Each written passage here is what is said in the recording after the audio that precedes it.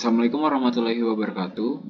Sebelumnya, perkenalkan nama saya Muhammad Araf Amin, biasa dipanggil Arauh.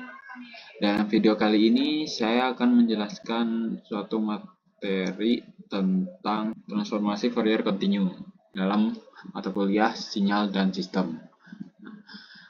Di sini saya akan menjelaskan pengertian sinyal terlebih dahulu. Sinyal adalah sebuah data atau informasi yang sudah mengalami beberapa proses sedemikian rupa hingga akhirnya menjadi sebuah informasi matang untuk dikirim ke pihak penerima melalui suatu saluran transmisi.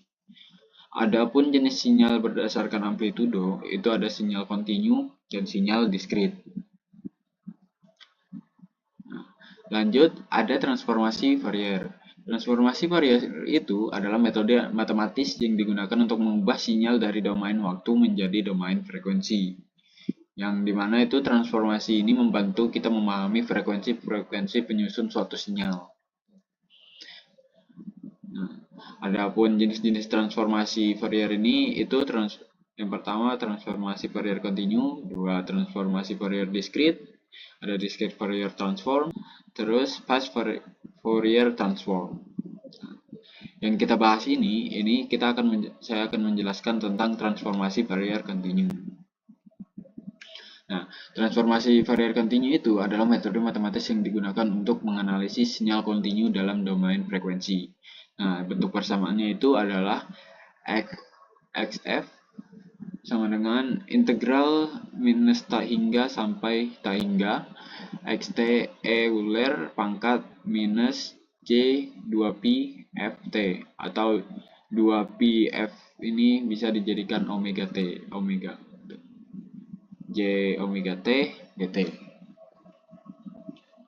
Oke, langsung saja ini saya akan menerangkan tentang contoh soal beserta simulasi dalam bentukan sinyalnya tersebut. Nah, di sini terdapat contoh soal yaitu sinyal tersebut itu kontinu, dimana dari minus 8 hingga 8 dengan amplitudonya itu sebesar 3. Mungkin kita langsung kerjakan saja dengan rumus persamaan yang tadi yang sebelumnya saya perlihatkan. Pertama itu kita cukup pertama menuliskan fungsinya.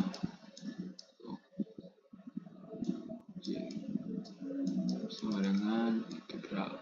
Untuk integral minus tak hingga tak hingga ini kita bisa gantikan dengan minus 8 hingga 8. Kita dapat menuliskan cukup begini saja. Terus 3E minus JWT dt. Sini kita dapat mengeluarkan konstantanya itu 3 integral dan mengintegralkan Euler pangkat minus J omega T. Dengan cara ketika diintegralkan itu akan menghasilkan yang namanya 1 per J omega. Kita dapat tuliskan langsung begini, minus J omega dt per J minus ya, karena ini minus jadi minus J. Nah, setelah itu kita cukup substitusikan. Setelah diintegralkan, kita substitusikan mereka ke dalam bentuk minus 8 dan 8. T-nya kita substitusikan. Sehingga kita dapatkan nilai itu adalah E minus 8 J omega dikurang minus ketemu minus jadi plus jadi oke 8 J omega per minus J omega.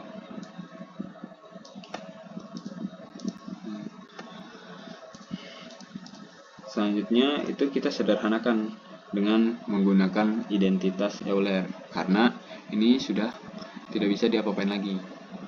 Nah, kita dapat menyederhanakannya lagi dengan cara identitas Euler, yang dimana rumus itu 1 per 2 J sama dengan J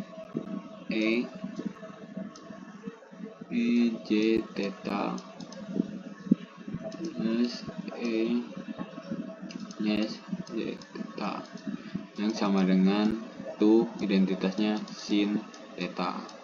Nah, ini kan belum sesuai, antara JW-nya ini masih negatif dan ini juga masih belum sesuai. Caranya itu kita kalikan negatif 1 agar sesuai, baru kita kalikan 2 untuk menentukan nilai 2J-nya yang ini. Jadi itu kita dapatkan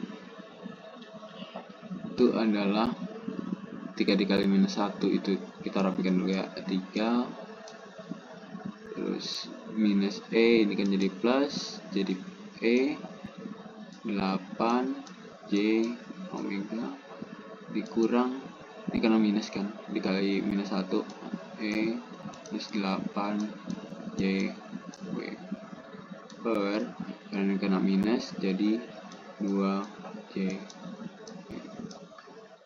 Ini kita cukup pindahkan ke sini, ini nanti akan jadi 2 J W. Nah, ini kosong. Tuh. Selanjutnya ini kan sudah sesuai dengan identitasnya, yaitu sin. Nah, kita bisa gantikan dengan cara ini kan 2J, ini juga dikalikan 2 ya. Sorry. Karena dia dikalikan habis negatif 1 dikalikan 2. Kita sesuaikan. Ini bisa 6.